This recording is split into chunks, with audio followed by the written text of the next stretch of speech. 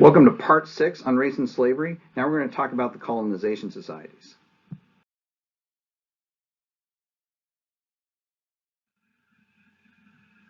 Now, just because abolitionism was growing in the North, it doesn't mean that a sense of equality was. For example, look at this quote. The habits and feelings, all the prejudices of society, prejudices which neither refinement nor argument nor education nor religion itself can subdue, mark the people of color, whether bond or free, as subjects of a degradation inevitable and incurable. The African in this country belongs by birth to the lowest station in society. From that station he can never rise, be his talents, his enterprise, his virtues, what they may. Now, this is an example of white racism in the North, but more importantly, this is actually from an abolitionist society. It's from one of the many colonization societies that will spring up around this time. This particular one, the Connecticut Colonization Society, which had formed in 1828.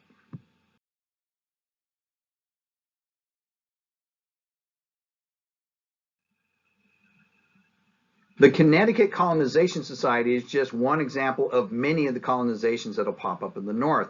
Every single state will have multiple colonization societies, all of them geared towards trying to get the emancipation of the slaves, but none of them really gearing themselves towards pushing for integration or equality. In fact, colonization is the key word here. They don't want these slaves to be freed and then integrated into the nation. They want them freed and then, well, sent back to Africa. Colonize them elsewhere, or repatriate them, or whatever term you want to use.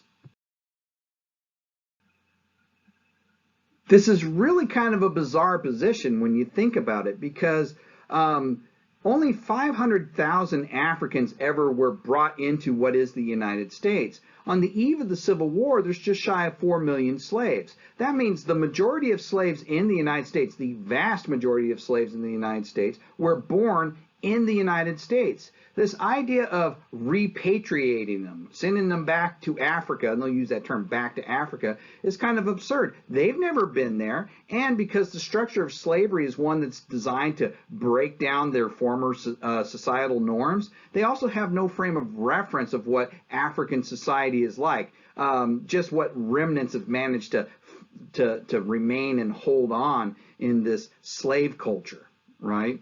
So like the American Colonization Society is an example of one of these largest ones, and they're going to have chapters in every single state at one point at least, except for South Carolina, and they are going to be involved in a very powerful movement to try and repatriate Africans back, or African Americans back to Africa.